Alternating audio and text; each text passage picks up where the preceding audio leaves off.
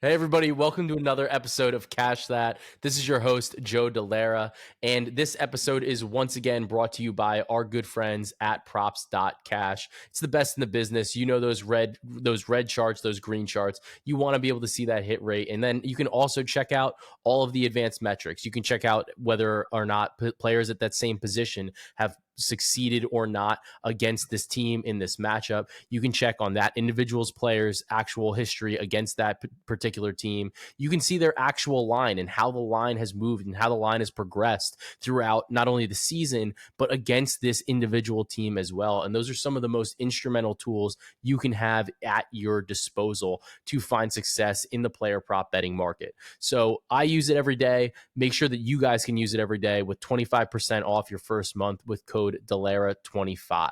So that's props.cash with Delara25. All right, so I've got a very special guest here, and we are going to be on YouTube. So Matty Chucks is in the building with producer Corey and myself. Matt, how you doing, buddy? I'm doing fantastic. I'm not going to lie. I'm doing a lot better if I wasn't on the coldest streak of my life. But I said, what better way to turn that around than by coming on the Cash That podcast so I could just speak it into existence over and over again. And I'm not even lying. Cash my first bet of the day while I'm watching it in the corner. So I think it's already good luck, and I'm expecting the tide to turn. But other than that, life's great. You know, got married, honeymoon, getting ready for Christmas, all that good stuff. I'm running out of life milestones, but, you know, happy man over here. How about you? Hey, dude, we're doing good. I mean, basically on the life milestone list, you're almost dead. Like, there's just nothing else left. Like, you're gonna buy a house, you're gonna have a one kid. big one left. Yeah, buy a house, No, have a kid. I think Joe did his in like a month.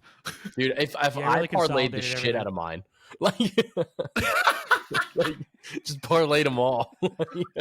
Yeah, Joe was on his at his wedding and was on his honeymoon, had a kid, and bought a house. I think in the same week. So yeah, I don't know. I was just on an absolute heater, batting 1,000, batting 1,000. Yeah. I mean that was a good life heater. I will give you that. Yeah. But yeah, I'm excited. I'm just following in Joe's footsteps. Corey, I think you're also in the same boat. So I mean, you know, it is what it is. Moderate pace because I'm trying to not die sooner. Corey's like, I'm a slow eater. We're just gonna. That's right. I savor the flavor, boys. I'm not trying to get a tummy ache. Do you just like when you take a bite of steak? Do you just let it sit in your mouth, or do you chew I it? don't even chew. It just melts. Oh, well, look at Wagyu. Depends on where you go. That sounds Depends great. on where you go. But look, guys, I want to have Matty Chucks on. This is going to be a pretty fun episode. We're going to talk about the Wednesday NBA slate. We'll talk about some betting things, some process things, and we're going to obviously throw in a futures parlay because every time Matty Chucks is on, we throw in a futures parlay, and it actually has wound up setting us up to be in pretty good positions before. We've been able to be in a hedging position. We've been able to be in a position where we actually did cash and we made a lot of money. So this is always a fun opportunity for you guys to take a couple bucks, throw it on. Even some of them times it's just the favorites. Like we like the favorites sometimes in these spots and really take advantage of it and take some have something to root for the entire season. So Matt, I know you kind of bet everything. You bet a little bit of football, you bet a little bit of hockey, you bet a little bit of NBA. Tell us a little bit. I don't before discriminate. Yeah, I was gonna say, tell us a little bit before we dive in. Like, how the fuck do you do it? Like, how are you doing all these sports, man? Yeah, I usually say this is kind of like a hypocritical or kind of talking down on myself. I usually say I'm a jack of all trades is master of none, but like I think the big four is kind of my market in itself. Yeah. I definitely do a little heavier on some things. Like I definitely bet more hockey and football and basketball. That's a lie. Baseball season's on its own, so I don't even count baseball. Like it's tough to keep track of all the sports, but baseball's on its own schedule. It's realistically the basketball, hockey that's the toughest. Usually you can't 50-50 both. Usually just kind of go towards one because they're on the same schedule, like playoffs wise and season wise, same amount of games. Obviously two different sports, but this year I've gotten more into basketball just because hockey, as Corey can attest to, is just a tough sport to bet on because you can be on the right side analytically and just how the game is going and lose more often than not in hockey than I think in any other sport, which what makes it so tough. So I took a little bit of a hiatus. I was tired of seeing the money puck percent to win a meter at like 90% and my team losing by 2. Oh. And it was just like, you can only take a couple of those. And it was just like a couple defeats. Like I took a team's race to 4 goals instead of the puck line. They win 3-1 because they whiff all their empty net chances. And it's just like stuff like that was just like I was on the right side, definitely just chose the wrong bet, and that will kind of mentally drain you. And honestly, the engagement on basketball tweets are just so much better. So from like a Yeah. business standpoint, like the people want the basketball bets. Like people they'll bet my plays and be like, oh, I didn't even watch hockey. Of course. Like if you don't like hockey, you're not going to watch it. No, I But don't. everyone's always asking for basketball. As you Yeah. understand, Joe, you're the No, same thing. I totally get it. So welcome to the hard court, the hardwood. So we're doing Yeah. pretty good over here, but I think it's always just fun. Like I know you're a big proponent of kicker props, and like you always do a pretty good job of like finding some like niche markets, right? And I think that that's like one of the things that you can do. And I know you have some of your outlets, like you have what's your service? I know you have like a couple different things to put out your content, but Yeah, I have a dub club, get plays first. I try to just put myself out as much stuff as possible. At the end of the day, just like the Cash That podcast for you, I was doing my own Twitch streaming for a little bit, but like that was every day, and like life was happening with my milestones that we talked about before, where like I just couldn't do it. And you have Corey, I don't have a Corey, so like it gets harder for me. It's Yeah. just it's better to put things out. I wish I had a podcast like this, honestly. But the more stuff to get it out there, just the more people see your stuff, obviously, the more money I make. So that's the way it goes. But I feel like you can attest to this. How crazy is your life now with everything happening in your life? Oh, dude, I mean, it's bonkers. I mean, like you're just doing something every day, and you're always like, I think it's one of those things like it's hard to shut your brain off, right? So it's like when you're like doing anything, like you're getting ready, like you're eating, whatever. It's like even if you're not looking at your phone or like you're driving, like whatever, like a lot of times you're thinking about like this game, or it's like I wonder if that's gonna be there, or like you're trying to like process things. And I think that's like it's kind of one of those things, like that's what separates us a lot of times. And it's like it's not like a thing that's like speaking down on anybody, but it's just like when you're thinking about it more often, or like in different settings, or trying to come up with different like avenues to find an angle, and that's something that you're thinking about longer, like you're talking to other people about it, that kind of helps make you a better. So I think that's why it's cool to have you on as a guest, and like I try to bring on different people, so that way you guys as like the listeners can kind of see how we think, how we talk, and then take some of the things that we come up with or some of our strategies and start applying it to the way that you bet on things. I think that that's what's super important. Yeah, and going off what you said about the niche markets, I never know if it's niche or niche. I think I say one every other time, but Producer Corey probably knows. Yeah, what is it? That's an either way. You're good. Okay, cool. It's like a neither neither. Just use another word. It's like a neither neither. But if you say neither, I think I judge you. It's no, that's definitely wrong. That's just wrong. You're trying too hard. You're forcing it. But you think you're arguing from a higher plane of existence. Yeah. You're speaking to us peons. Fuck you. I usually do kicker props in these niche or niche markets, whatever, because the sportsbook liabilities on them are so low. Like I'm not going to bet at Patrick Mahomes passing yards ever, because that's probably the prop that they're getting the most, that they're going to be the sharpest on, because they need to be sharp because of how much volume and liability they have. So I'm not going to compete with all these guys doing X, Y, and Z on the same props. And I want to find my markets where I think I have value, because the more these sportsbooks are competing with each other, the more they're creating markets to get you to use their sportsbook. But they're also, I think they're being less sharp on these lines because they're newer. There's not enough data, and B, they're not paying as much attention to it because they can lose a few $1,000s in this market because they're still making millions on these other props or sides or totals markets. Yeah, and it's just having those available, because then people like that. Like they want to say like, oh, like if I could bet on that, or if I want to bet on that, like I can bet on that. And honestly, if there are like 50 people or 100 people that tail you or I on like a really random market, like sure, like they're like sick. These people are probably gonna, like, a lot of them might lose money, like, or like it's not like the end of the world. Like it's not a, like it's not a zero sum game. Like they're ultimately going to be able to do something with that. So I want to dive in now. Let's talk about this Wednesday NBA slate. I know we have a couple like really fun games. There was one game that we had kind of talked about in particular. The Grizzlies are playing the Rockets, and it sounds like a bad game, right? Like this sounds like a game with the way the Grizzlies have been playing that, you wouldn't really want to be watching it necessarily, but that doesn't mean that there isn't some value value there. So I was initially looking at Alperen Sengun and thinking like this might be a good matchup against Jaren, against Biombo, but turns out like hasn't really been. And there's been a different player that me and Matt were targeting, and that was Jabari Smith. So Matt, what do you think about Jabari Smith in this matchup here, his points line in particular? Yeah, and we talked about this before about his points liners threes. The Grizzlies give up a lot of threes to the power forward and just forward position, and that's because if you have Jaren Jackson Jr. and Biombo in the paint, I'm probably shooting threes too. That's just tough bodies there in the paint. I played Derrick Jones Jr. on this prop a couple days ago. He played 6 minutes and got hurt from like a knee to the thigh or something on like a off ball screen. Yeah, But he took 2 threes in 6 minutes and already had like 4 points, 5 points.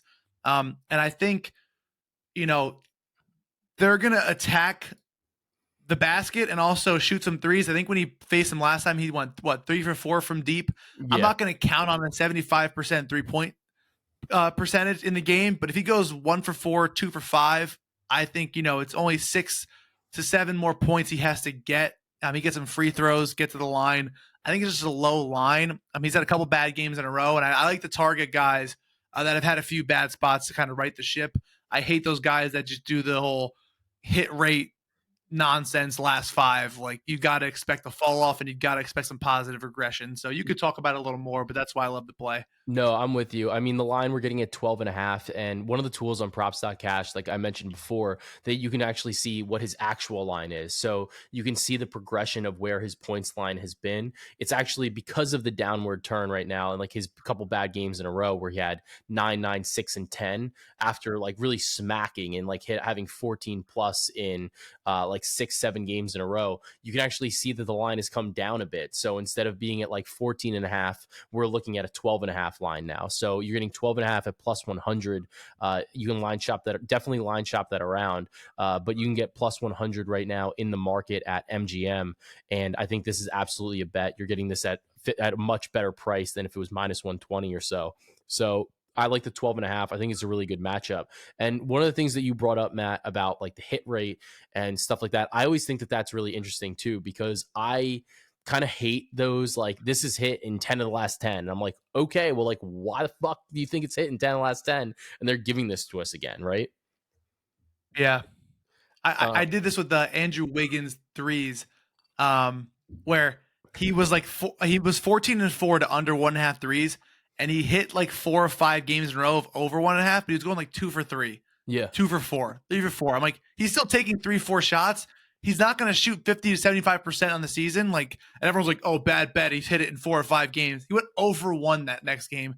It was the easiest bet of my life, but the line is there because the line's there. Like, these books are not saying, oh my God, he's hit it all of a sudden in 4 games. Like, they're looking at the volume. They're looking at what he usually does. Like, they pay a lot of money to find sharp lines. Like, they're not going to just go by the last 5 game log.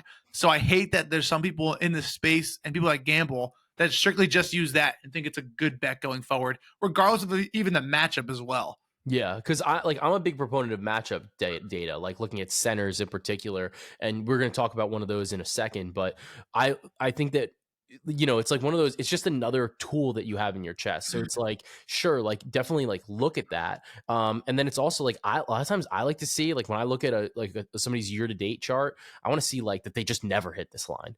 And I want to like, I'm like, what is going on? Like, it's like when you see, like when they moved Halliburton to like, what they move him to, like 13 and like 12.5 assists or 13.5 assists or something. And it's like, he was hitting it because it's like the matchup's just so good. Like, it just didn't even matter. Like, so that's always something that I'm fascinated by. One of the things, though, and one of the games that we have been talking about a little bit was the Pelicans versus the Wizards. And Jonas Valanciunas should honestly probably smack against Daniel Gafford. And Matt, you brought up like an interesting way to look at this because he's played Gafford a bit, right? But nothing like too significant. He's played him 5 times and really only 4 full games, because one game he only played 9 minutes, and dating back to 2019. So you're looking at this and it's like, all right, like the history is great, obviously. He's got like a 27-12, a 21-11. We don't have lines out yet for this spot, but he's definitely a player that we're targeting. What else did you think of? Like, I know you kind of had some other ideas on like how to kind of compare this matchup with the Wizards and Gafford for Valanciunas, so you can kind of get a little bit more like relevant or like recent data. Yeah, it's all about how you play. Like, and again, I played basketball. Like when you play basketball, you understand matchups, and like you said, matchup related. I think it's the best way to go about things. Valanciunas, if he has to face, Jaren Jackson, Bismack Biyombo, is going to play differently if he has Chet Holmgren on him or like Yeah, a Wembanyama. Yeah, they're tall guys, but Valanciunas is a big body. He's a big boy, and there are some smaller guys out there, whether height wise or weight wise. And if you want to talk about teams of high pace, I'm looking at it more now and like looking at what teams allow, like centers, because Daniel Gafford is like 6'10", 6'10". Yeah, 230. He's a decently sized, muscular guy, but it's pretty short. And the Wizards played at a very high pace, and Valanciunas was just crushing guys. I'm pulling up his game log again right now against I think the Spurs. He just had 24 and 12.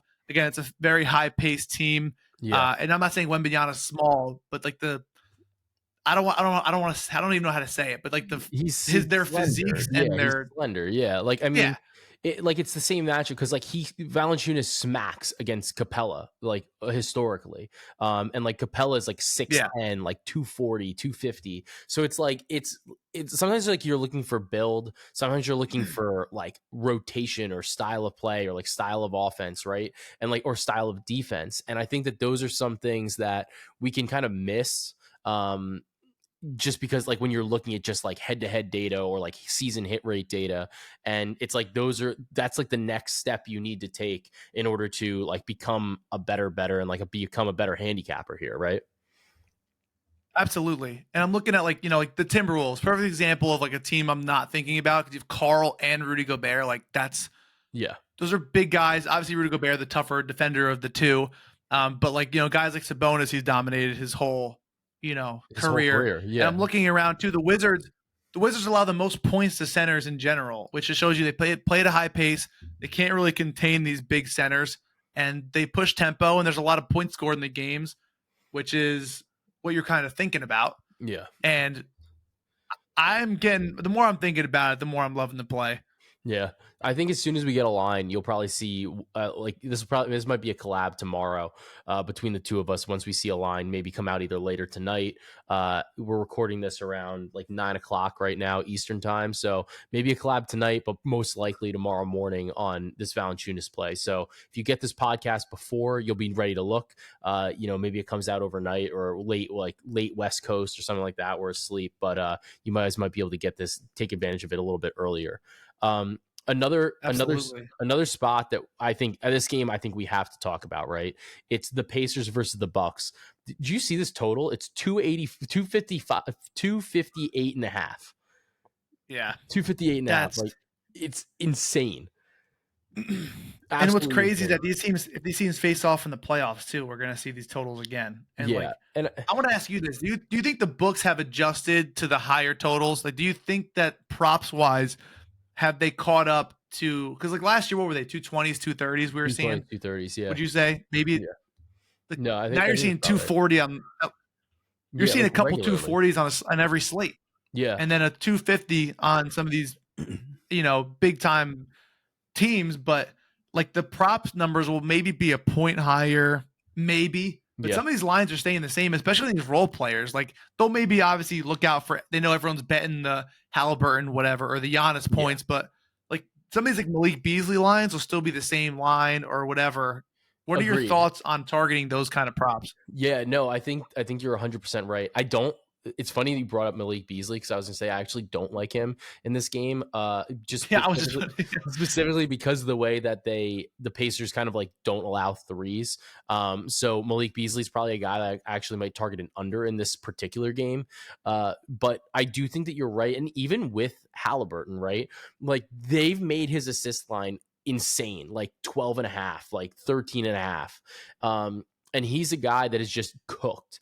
And the Pacers play at such a high pace that's just like the norm, right? So like this is now a good yeah, matchup for him. So it's even harder to kind of adjust to.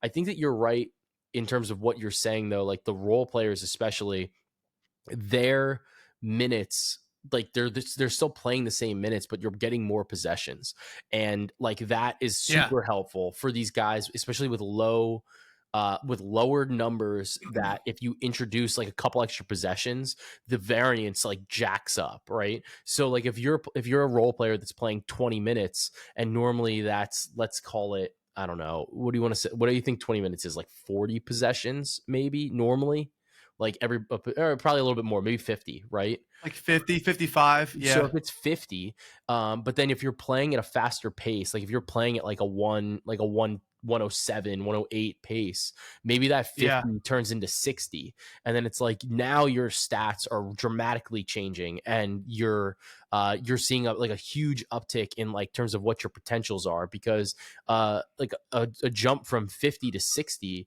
is what, it's a 20%. Is it a 20%?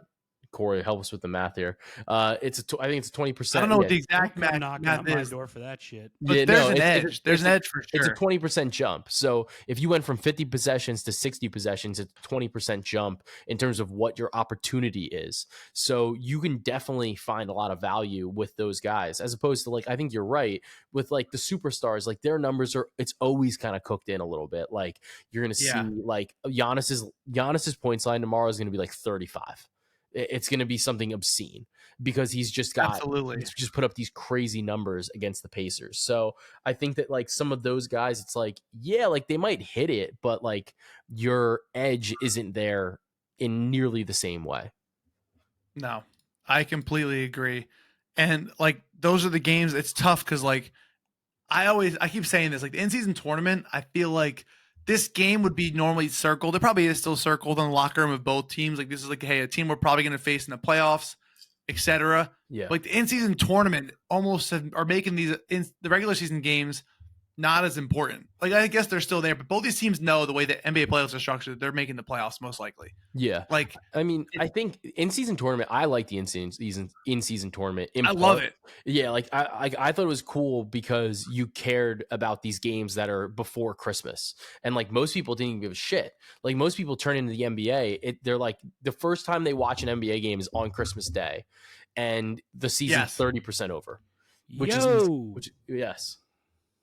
What happened? No, that's me. Oh. I was like, did we die? I thought someone like came into the studio for a second. Yeah, I was like, what happened here? Sorry, I thought it was Christmas Day. I'll go back in my corner. No. Open your presents later. But I think it made a little bit more of like the NBA engagement there. I think it worked overall, right? But Matt, I think what you're kind of getting at is like it's made these regular season games feel less important. Yeah.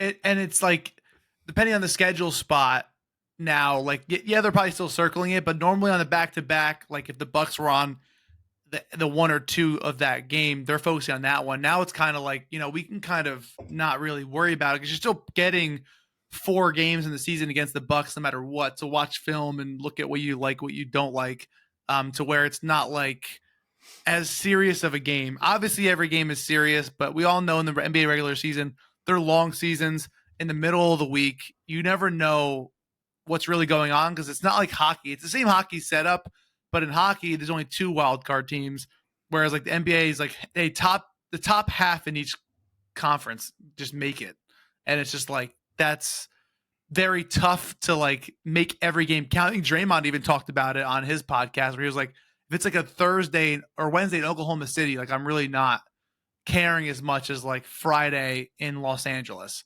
So it's like if the players can say it openly on a podcast, it's probably true. Oh, yeah, no, you're 100% right. I'm a little disappointed right now. Jokic just got ejected at halftime.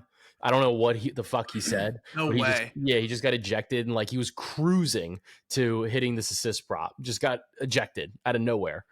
Is that a second ejection this year? Yeah, and like I don't understand like what he got ejected for, but I'm flabbergasted right now. His heel turn's coming, huh? I don't know what happened there. That's so bad. Actually, that's miserable. I don't understand what happened. So I just like I can't. Losing a bet losing a bet to an ejection is like the worst thing ever. He had 6 assists at halftime, and like we needed him to get 9.5. Like he was like, Everyone's saying that they're soft. Oh, here we go. Nikola Jokic got ejected for this. oh my god, What? He just talked to the ref and said something. what the fuck?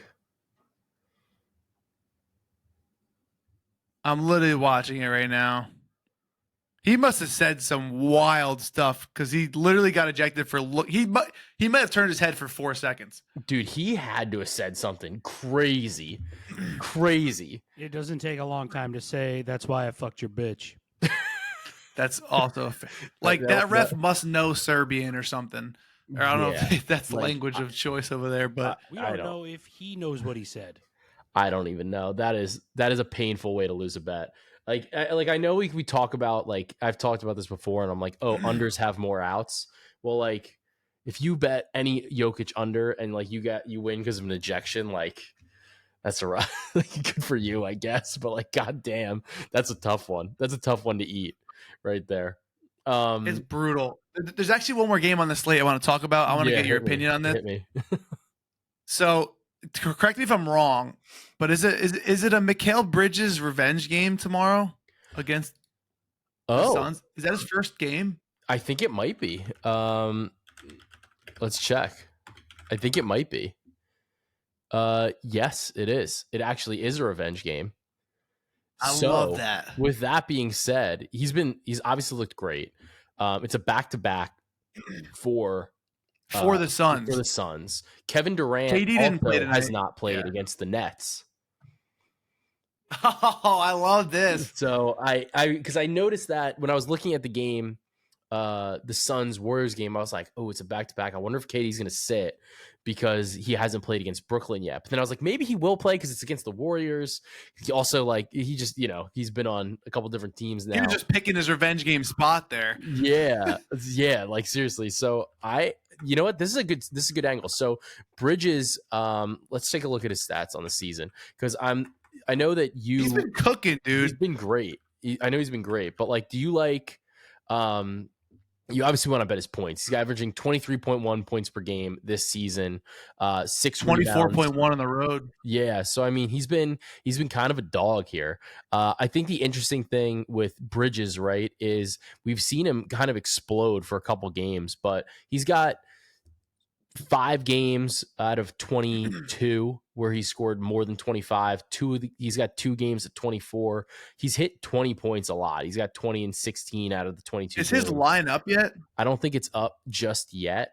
I'd imagine it's probably the Suns injury report. Yeah, it's probably going to be around 23.5, 24.5 maybe. I don't remember what it was most recently. Let me see if I can find it for you. Because I like that a lot. This is great. Because he definitely felt slighted by them. Oh, 100%. This is great podcasting here while I'm just like looking things up. What's today? Hey, this is the mini lab sesh. This is what they want to see. Right. When did the Nets last play? Monday? Days ago. They play Monday? They had to play Monday. Yesterday? Was it yesterday? Yeah, they played the Kings. All right, Bridges was at 23.5 points. He scored 22. That's probably what it'd be at. Yeah, he scored 22. So I do like the spot, honestly. I think that's a great spot. Yeah, we're coming off a game where he only scored 22. He scored 22 and then 21 the previous game against Washington. But then he scored 32 and 42 against the Hawks in Orlando. Bunch of games at 22. Then he's kind of had his explosions. It's interestingly enough, he's kind of he's smacked against Atlanta both games this season. So stylistically, I think that the Suns are probably a good matchup for him. The Suns have not necessarily been the best at defending. Like, what is he? He's a kind of like a tweener, right? So like he's kind of a small forward shooting guard type of guy. So I think if we look at the Suns so far, this season. They have, against small forwards, they have done a pretty decent job, I guess.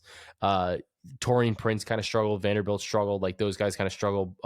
Michael Porter Jr. put up 19, but they haven't really played anybody that is quite as good of a scorer in a while as Bridges anyway. But from the shooting guard position, they've given up some big games, like Desmond Bain went off, Austin Reeves went off, KCP had a pretty good game.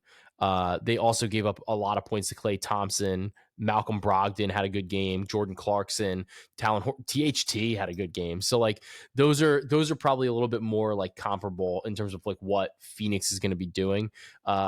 Obviously, Bridges might have his hands full a little bit defending Booker, that type of deal. Booker, Beal, whatever, but I think it's a good look, at least on this part of the slate. I'm looking too for just like the emotional side of things. He figured out he got traded because Damian Lee FaceTimed him and he didn't even know. They didn't even tell him until he found so out shit. online. That's so shit. Like, especially when you felt I'm like just saying he's so good. Well, because he got traded. He got traded on draft night when he was drafted by his hometown team, the Sixers. Yeah. And he got traded for Zaire Smith, which is like a horrible trade, first of all. Yeah. And he said he managed to make it to Phoenix. He made it feel like home, and he said he never wanted to leave. And then boom, FaceTime, you're traded for Kevin Durant. It's a little rough. I would circle that in my calendar. Yeah, there's no way that that's not a circle game. So I think it's a great look. If it's at 23.5, I'm absolutely going to be betting that for sure. And it's in Phoenix. 100%. It's in Phoenix. So, like, like the emotions are going to be flowing there going back to Phoenix too. So it's his return. I agree. I like it. I like that look for Bridges. Now let's we always talk some futures parlays. I know you and I are both like pretty big on the Timberwolves. I don't necessarily want to include them in a futures parlay, but let's talk about the league. Like, is there a team that you're looking at right now in the NBA where you're like, besides the Wolves, where you're like, this team looks pretty good, like this is a team that I think is legit, like can win the title, or is it really just, do you feel like it's going to come from the top? Like, do you feel like it's going to come from like the Celtics, the Nuggets, like one of those top tier teams? Yeah, and NBA, it's so hard because it's very. I think it's it's what we see the stars win the most, right? You see the most recent dynasties, I feel like, in basketball, whereas it's harder to make like the Super Bowl per se, which is probably because it's only one game, and like I feel like hockey as well. There's a lot. It's tough to make it back to back to back. You saw Tampa Bay Lightning, the most recent, but like I think it's going to be a little bit before you see a team do stuff like that. Yeah, I'm a little off the Nuggets this year. I think they're that good. I think they're the team to beat, but like I think when you lose guys like Bruce Brown, yeah, he's not going to be like flooding 30 points a game. But when you lose those good role players and guys who just step up, I feel like that was the Lakers' problem when they won in the bubble and then they let some pieces go. But they weren't, core pieces, but they were pieces that stepped up. And guys get paid and this and that, and I get that. And that's what Bruce Brown did. I'm not saying Bruce Brown is the reason why I'm picking the Nuggets or not. But like I don't know if I want to back the Nuggets again. Just also because I know Jokic is the best player in the world, but like not if he's getting fucking ejected. Something about it I just don't like. Well, yeah, that's true. Yeah, no, I don't want to bet the Bucks though. I don't like the Bucks. I do not like the Bucks. I really hate what I'm seeing. Like, honestly, I think they've been really rough. To be honest, like I think Boston hurts me. Like, I hate betting on Boston because I think that they're highly variant. I think that they've added a couple more pieces that make the floor a little bit higher with Porzingis and Drew Holiday, or the ceiling higher rather, but the floor is still there, right? Yeah, I still think they're the best. I really do think that they're the best team in the East by like a fairly significant margin. I don't know if you feel differently, but I feel like their cat is definitely the best out of pretty much the rest of the league.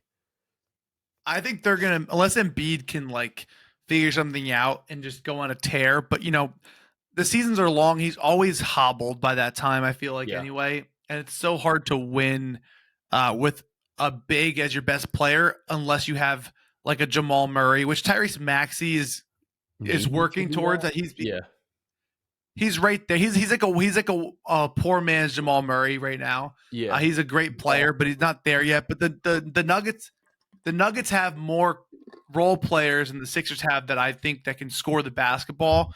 Yeah. And that's what I like to see when you watch championship teams, which is why I think the Celtics are going to make the finals. Again, the West is a gauntlet. Yeah. But I really struggle with the West because the West is just so stacked. And like Denver, I can see the Clippers even going on a run. Yeah, dude, the Clippers look so much better lately. And I think the problem is for Denver, right? Like last year, they were the 1 seed. They got to cruise basically to the final. Like their path was the best path that you could possibly have. Denver has one of the biggest home court advantages in all of basketball with the altitude, whatever. If you're not playing that same path because you struggled a bit in the regular season due to injury, continuity, whatever, it dramatically changes how good you can be. Boston's so good. And like, I know that they're battle tested. I know that they've played in these big moments. I still have my questions about Tatum, like just overall, right? But I think that they're still like dynamite.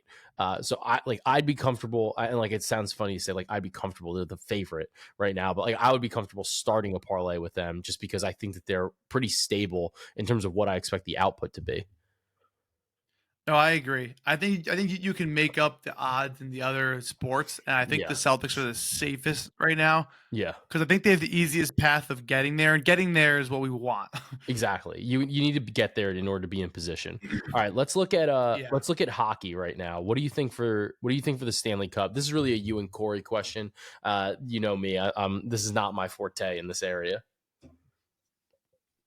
Yeah, I'll let Corey go first. Our Devils need a goalie. If our Devils get a goalie, I have no problem putting the Devils there. But until I see it, I physically can't put them in until I see it. Corey can add to that if he wants to or disagree, but I don't disagree. It's an important position. Like, and we just can't get production. Yeah. So I mean, the Avalanche are back. Seeing that many shots, it's bad. Yeah, Avalanche are back being. The Avalanche are too hurt. I don't think Landeskog will ever play a game again in his life. Like these guys literally are hurt every 2 seconds. They're definitely like when they're fully healthy, probably the toughest out. But like I'm not sure you're gonna see them fully healthy and honestly fully in playoff hockey shape ever again. And that's just the way it happens. And their goalie's really not that good either. If they get to round 1, they're gonna be too hobbled by the time they get there to like put a series together and then do it again. Especially if they play a physical team early, they're gonna struggle. So I'm not looking at the Avs. We already have our favorite in basketball too, and you get over plus 1,000. Anywhere else you look, I'm not betting Vegas to go back to back. It's just so hard to do that in hockey. It's like you have to get so lucky. Yeah, and I'm not doing that. I really always bet the Hurricanes, and they screw me over every year. But they look so good. You do always bet the Hurricanes. Like, I feel like I've had the Canes ticket like every year because of you. They're the best team. Well, they had some goalie issues too. They got hurt. Like Max Pacioretty was supposed to play, and then he tore his Achilles 800 times. So it's like, and the Oilers. You missed the jump on the Oilers. Like the Oilers were. I got them when they were dog shit. I did take a little. I put like $20 on them. So smart. Or September, maybe early October. That probably sounds about right. Yeah. I would say I'm betting. I can't physically bet the Rangers, even though I like the Rangers a lot to win. I can't. I'm not rooting for the Rangers. I'm sorry. Make the playoffs. Can't do it. You can't do it. You can't do it. I really like the Toronto Maple Leafs, which is so annoying to say, or the LA Kings. That's betting on a miracle. I would take the Kings. Kings? Yeah. You like the Kings? I would take the Kings over the Maple Leafs. The Kings are so good. No, like let me see where they are in the standings right now. I was going to say, like, they're very good. When you look at the Kings, like, you feel like they're better than the Devils, even though the Devils don't have a goalie? Well, they're better than the Devils because they have a goalie. Because they have a goalie. Got it. Cam Talbot is a great goalie, and Phoenix Copley is struggling this year, but last year showed signs that he could be very good as well. Yeah. So if he finds his way and gets back to last year, they are going to be a problem. I mean, they're third right now in the Pacific in a tough division. The Canucks won like 800 games, it felt like, in the first 2 weeks. I think the Canucks are going to come back down to life a little bit. I mean, VGK is going to be up there. The Kings have better odds to win the title than the Canucks, like significantly. Yeah, because the So books know. yeah, like, and I think The that's the books know thing. for sure. That's the thing. So I think 13-1 is a nice little ad here. I can get there if you guys both I'm are. trying to Obviously. think how far did they go last year? They go to the I don't remember. oh no, the Oilers beat them the year before they went and they lost to the Oilers last year. The Oilers finally beat them, I think. Yeah. Did that go 7? What? Did that go 7 games? The King series? Yeah. It went 6 games. The year before went 7 games when the Kings beat the Oilers. They won in 7 games. But the Kings are there. They added some good pieces as well. Like Dubois, say what you want about him. He's like a locker room problem, people say, but the dude plays good hockey at the end of the day. And they have veterans, they have some young guys, they have good goalies. Like they're just a very good hockey team. At 13-1, they're my favorite bet. And they're fun to watch. They got that good mix. Like they got that perfect ratio of like rookies and old guys who have been there before, some crusty vets. Yeah. I think that would be another problem the Devils have. It's a little we're young as hell. Yeah. Yeah. So there's a lot of rookie mistakes that happen, and there's no goalie to stop the puck after that happens. Yeah, so it's like you can't No, make for up, sure. you can't make up for that. All right, so let's lock them in.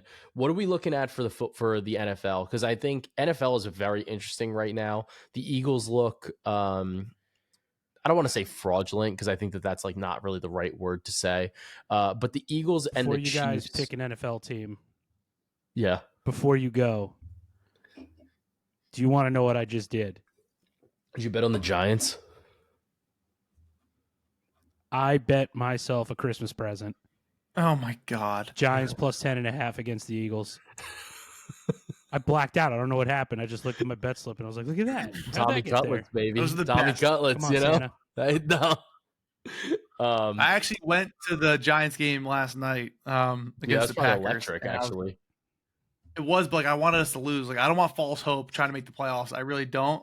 If we make the gotta playoffs, be mediocre. We have to be mediocre. We can't do another pick. We can't do picks. Well, No, our picks suck. we could have tanked and got Marvin Harrison Jr. And what are we gonna do? Ruin his career? I can at least take a watch someone fun run Get downfield. me the largest lineman the world has ever seen. Last time we had a fun wide receiver was Odell Beckham Jr. and all the olds wanted to get rid of him because he celebrated too much. So can't imagine or before how that, it would go with Marvin Burris shot Harrison. himself in the foot. Yeah, that too. Oh, So like, forgot about Burris. my boy Amani Toomer, I loved him. Oh no, Hakeem Nicks was my guy. Oh, he was a guy. He was a dog. Manning to Manningham. Mario Manningham had 1 catch in his career, I think, in the Super Bowl. Yeah, that was it. It was an awesome catch too. It was a great throw. But speaking of playoffs though, and like those matchups, me and producer Corey are in the fantasy playoffs against each other in the Hall Ball League. Dude. So I just wanted to congratulate Corey on his win preemptively. He's Corey such an has a better asshole. record than This me. is what he does. It's and absolutely- he mushes me, and it's horse shit. It's And I don't appreciate you using our podcast here to like stir some bad juju my way. Further I don't your like it at all. agenda. it's absolutely, speaking of agendas, it is This is Lizzie's out of year. line. Corey's team's name is Lizzie Mahomes, and it is absolutely Lizzie's year. Is it in Elizabeth Holmes, the fraudulent girl? It's a pretty clever picture I made too. it is very it's very clever.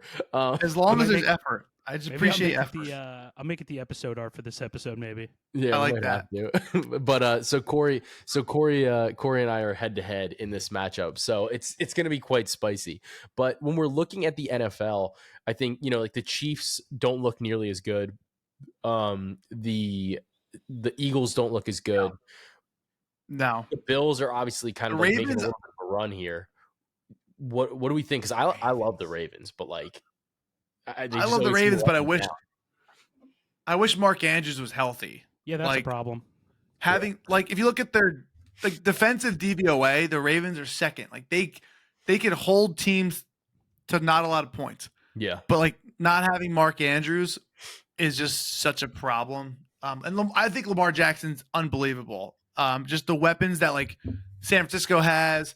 I'm not gonna say KC, but like Dallas, Miami, Buffalo, if they make it, but the Eagles, the weapons these guys have from the non-quarterback position, unlike, I guess, star player roles like wide receivers and running backs, etc. Yeah. They're just night and day with the Ravens, where it makes you not want to bet them. And I think we missed that jump too. Like, I'm not betting the Ravens at 5.5 to 1 or 5 to 1 or 6 to 1. 6 Like, to 1. if I was gonna bet the Ravens, I wish I got them at 10 to 1. Yeah, like I have a Niners ticket on like a standalone ticket, and I love that ticket. I'm very happy that I have a ticket on the Niners, but I struggle like in these kind of games. Like Purdy looks great, the Niners look amazing. Are you convinced that the Niners are like that team, like in the NFC, especially? Because like I'm convinced they're that team. Go ahead. The problem is plus 240. Like if Purdy has one bad game, like that just blows. Yeah, like if it was best of 7 series or best of 3 series or whatever, like, which is never going to happen. I trust the Niners a lot more, especially coaching wise, but like it's so hard to string together wins. And unless Debo learns how to throw to himself. Yeah. And I don't think Brock Purdy's bad. I don't think Brock Purdy is great. I think he's a good NFL quarterback. But at the end of the day, plus 240 is just like, I wouldn't bet Tom Brady's Patriots at plus 240 probably, even though like every year they went. Yeah, like, you're just not going to do it. It's just the number's terrible. I mean, I will say though, their path is not difficult to finish the season. You have the Cardinals, the Ravens, who obviously are good on Christmas. You have the Commanders, and then you have the Rams. So those are like, I would say that those are not like difficult games, but at the same time, Kyler Murray's back for the Cardinals. The Ravens have been great. Commanders are just Sam Howell, I guess. And then the Rams have looked fine with Stafford. So I think like their path right now is tough. Like it's hard to buy in at that type of number. I'm interested in the Cowboys. I'm interested in the Bills. I'm not super interested in the Dolphins though. Like I struggle with the Dolphins. My honest opinion, and Corey's gonna hate me, I think the Cowboys are the best team in the league, and I hate saying it out loud. Will they win a Super Bowl? That's I think this year they can. I'm not gonna bet them probably, but like I think Dak is actually very good. I think he found out he can play football this year. Yeah, he did. It's like, I'm here for a reason. Wow, look at this. I can do this. They have a number 5 DVOA defense, which keeps them obviously insane. In games.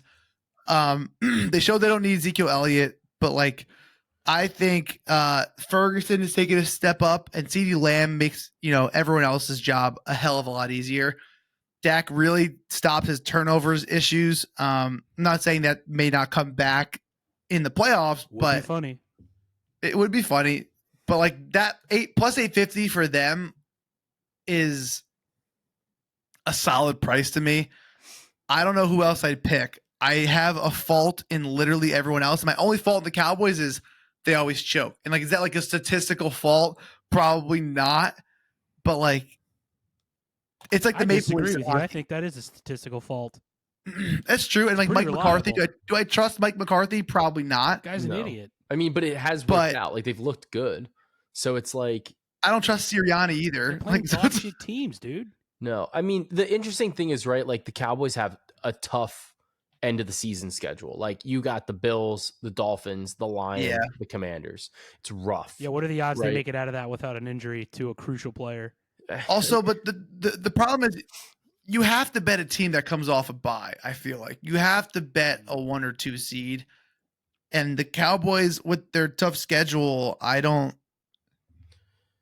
they're tied now with the Eagles, but the Eagles kind of went through their gauntlet. Yeah, the Cowboys win the tiebreaker, but they need to win out. So what are you talking about, Maddie? We got 2 games against the Giants. Yeah, gauntlet's just beginning.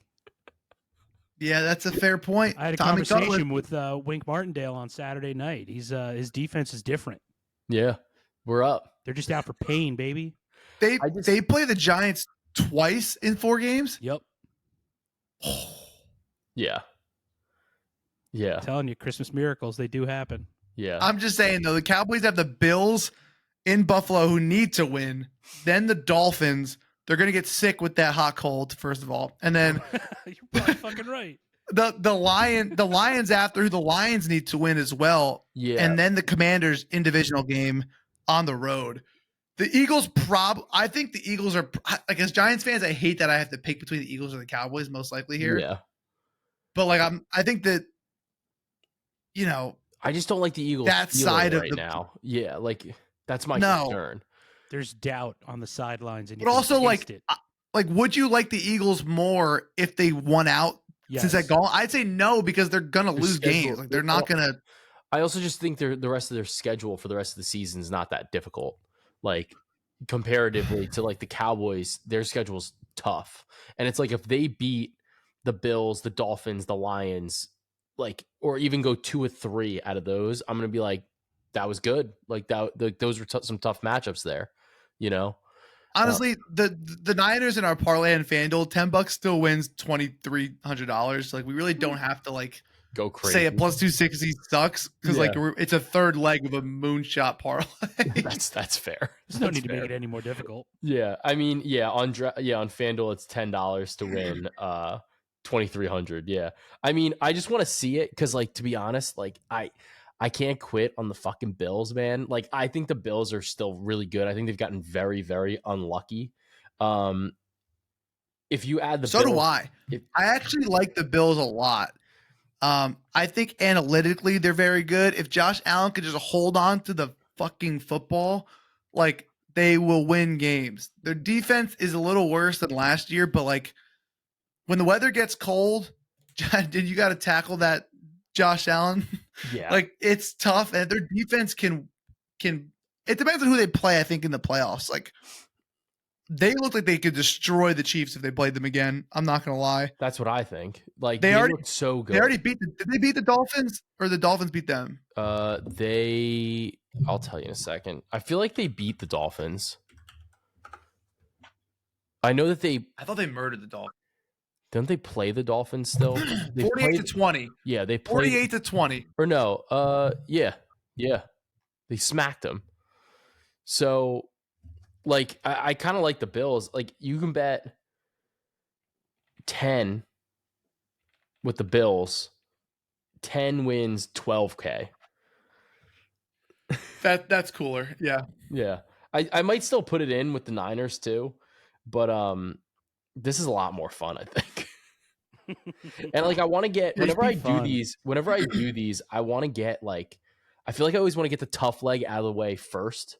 So like because the Super Bowl comes Which first. would be football. The Super Bowl comes first. If the Bills win, and then I'm sitting on a 13-1, and then the Celtics, like with the Kings and the Celtics, like the Stanley Cup and the finals are like about the same time. So it's like you just are kind of like rooting for similar things like moving forward. So I think you can lock it in either way. I'm locking in both. I just am. All right, I'm in then. I'm in. That's what I did too. I'm just saying, we're gonna have some fun. Why the hell not? Hell yeah. So that is the Boston Celtics to win the NBA Finals, the LA Kings to win the Stanley Cup, and then the Buffalo Bills to win the Super Bowl. And it's $10 to win 12.6K. So that's a hell of a parlay there, guys. So now that we've got that parlay out in the open, it's something you guys can all take an opportunity to tail, throw a couple bucks on it, have a little bit of fun with it. Producer Corey, how are you doing today? I'm doing pretty well.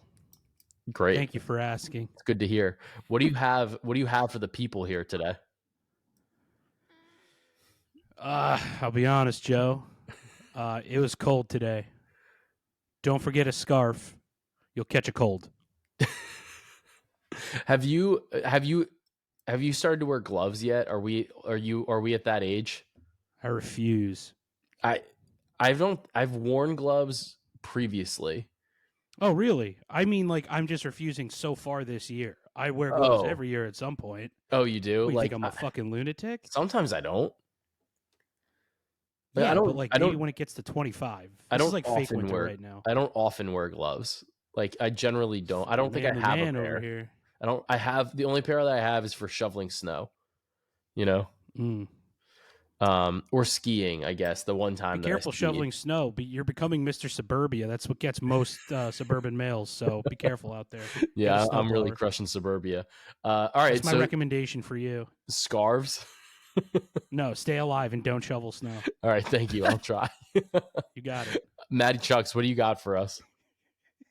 So mine's definitely personal. I used to drink coffee right when I woke up in the morning. It was coffee, no breakfast, and then a Celsius right after. And like after, Sir, so hear me out. fuck? So after a few months, I was feeling like dog shit every day, and I was like, "What is going on?" And I'm like, why? I'm telling my wife, I'm like, I don't know what it is. And then when she's like, "Well, what do you eat? What do you eat?" I'm like, "Okay, so this is how summer day." And like, literally, your reaction was her reaction. So my my tip or my thing for you guys will be, make sure you put something in your stomach before you have caffeine, because over time you will start to want to Commit. die. So eat something before you put caffeine in your body, whatever it is. Oh my god. Fun fact about caffeine, it actually works better too, like when you're hydrated. So if you drink water first thing when you wake up, it actually helps the caffeine because you're not It dehydrated. enhances. You're not dehydrated, so it gives it like a vehicle to spread throughout your body. It's got pretty something to much. latch on. Yeah. I might do that tomorrow. Fun fact. Chug a Wow. glass of chug like a little glass of water Just before an you get started. absolute gong show of caffeine information right now. Holy shit, man. Dude, how did did you just feel like you were getting punched in the gut at some point? No, yeah, like you know what Joe said, like you said like it feels like the caffeine is something to take from like the water. I Yeah. feel like I was just taking from my insides, like literally like, That might have just like been the every Celsius, day. dude. Dude, there's a fuck ton in Celsius. I was like, oh my god, like I hate Celsius. Like this, it's the drink. And like, I switched. I thought like an Alani knew. I'm like, the same thing's happening. Oh my god. Yeah, it was bad. Oh, that's amazing. Dude, It was pretty rough. that's I'm happy fucking you got it all figured unbelievable. out. It probably would have worked if I was like 17, but you know, like the older I'm getting, just like Yeah, I the could worse. crush a fucking case of Red Bull before like 9 a.m. back then, and I didn't Yeah, give a we're gonna shit. be fine. Yeah. Totally fine. Totally Now fine. I think I'd be in the hospital. Yeah, just Yeah. So that was the problem. But that's my recommendation. If someone else is going through that, you never know who's going through that as well. So if someone else is dealing with that, You don't That's need to your go to answer. the doctor. We That's- got all the answers right here. that is Probably doing absolutely- something pretty stupid, and we've done it too. That is Yeah. absolutely unbelievable. I don't even know how to respond to this now. How many milligrams of caffeine is that? dude, it was a lot. You had to be having like 600 milligrams of caffeine before you like had And, like- anything else in your body. I'll tell you, like I'd be on my computer looking at props and stuff, and it'd be like 1 o'clock, and all I've put in my body all day was a cup of coffee and a Celsius. That is Dude. absolutely unhinged. Yeah, Unhinged. horrible. Well, It was kind of cool at the time. Not gonna lie, like, it was fun until it sucked.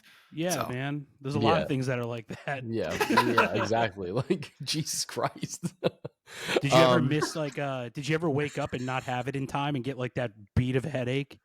Yeah, like, I just started hitting my wife. I'm just kidding. I have a debilitating caffeine headache. I have to beat something. I'm just like, dude, like I was doing this thing where I was like, I gotta go get plays out, like thinking like it was like the like work I was like Yeah, the addicted number to. crunching. Oh, my yeah, you're like brain. addicted to the Yeah, like- numbers. Yeah, no, dumbass. You just haven't had 400 milligrams of caffeine I'm addicted before to the Yeah. vibes. 8:30 in the morning. Yeah, I'm addicted to the lab. I'm addicted to the lab, man. I'm not clocking enough hours in there. Dude, that's Yeah. absolutely And unbelievable. it might have been 2 Celsius on top of the coffee sometimes. Not gonna lie. Jesus. Yeah, that's Well, I'm happy you're still here and not in cardiac arrest. Yeah, dude. Like, Yeah. Maybe you could have take it easy been- on shoveling snow as well Yeah, you could have been gone, dude. You could have until been you fully absolutely gone. recovered.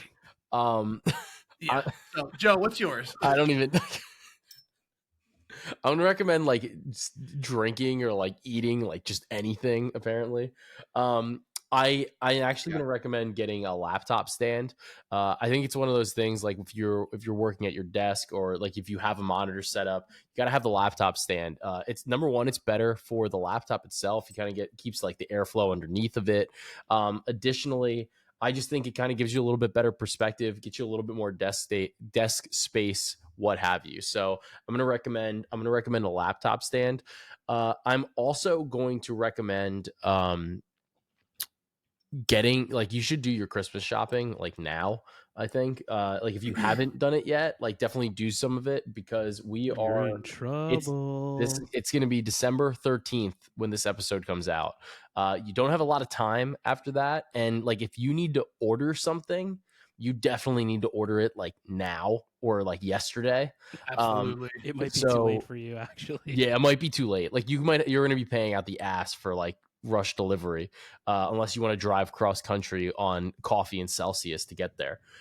So I think that Hit up you need Maddie. to He you might just he need might to give you a good rate order for those pickup. Christmas gifts. Order those Christmas gifts right now to make sure that they're there.